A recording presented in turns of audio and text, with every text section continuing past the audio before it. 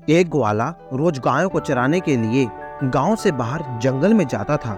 जंगल में एक संत का आश्रम था। वहाँ संत रोज तप, ध्यान, मंत्र जाप करते थे। ग्वाला रोज संतों को देखता तो उसे समझ नहीं आता कि संत ये सब क्यों करते हैं। ग्वाले की उम्र कम थी।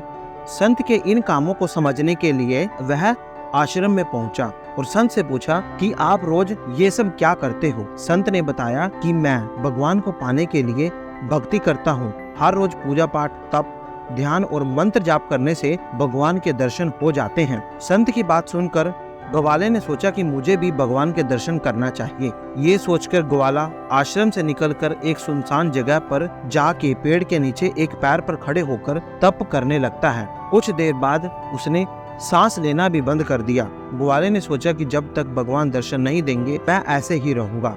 एक भक्त की इतनी कठिन तपस्या से भगवान बहुत जल्दी प्रसन्न हो जाते हैं। वे ग्वाला के सामने प्रकट हुए और बोले कि पुत्र, आंखें खोलो, मैं तुम्हारे सामने आ गया हूँ। ग्वाले ने आंखें खोले बिना ही पूछा कि आप कौन हैं? भगवान बोले कि मैं वही ईश्वर हूँ जिसके दर्शन पाने के लिए तुम तप कर रहे हो।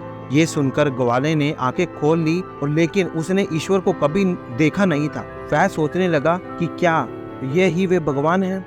सच जानने के लिए उसने भगवान को एक पेड़ के साथ रस्सी से बांध दिया और भगवान भी भगत के हाथों बंध गए। ग्वाला तुरंत दौड़कर उस संत के आश्रम में पहुंचा जहां पर संत तपस्या कर रहे थे। पूरी बात बता दी और संत ये सब सुनकर हैरान थे। वे भी तुरंत ही ग्वाले के साथ उस जगह पर पहुंच गए। संत उस पेड़ के पास पहुंचे तो वहां कोई दिखाई नहीं दिया। भगवान सिर्फ ग्वाले को दिखाई दे रहे थे। संत ने बताया कि मुझे तो यहाँ कोई दिखाई नहीं दे रहा है। तो ग्वाला ने भगवान से इसकी वजह पूछी तो भगवान ने कहा कि मैं उन्हीं लोगों को दर्शन देता हूँ जो निस्वार्थ भाव से मेरी भक्ति करते हैं। जिन लोगों के मन में कपट, स्वार्थ, लालच होता है उन्हें मैं कभी भी दिखाई नहीं देता। इससे हमें क्या सीखने को मिलता है? जो लोग भगवान की भक्ति निजी स्वार्थ की वजह से करते हैं उन्हें भगवान की कृपा नहीं मिल पाती है। निस्वार्थ भाव से ही भगवान की भक्ति करें। जय श्री कृष्ण दोस्तों।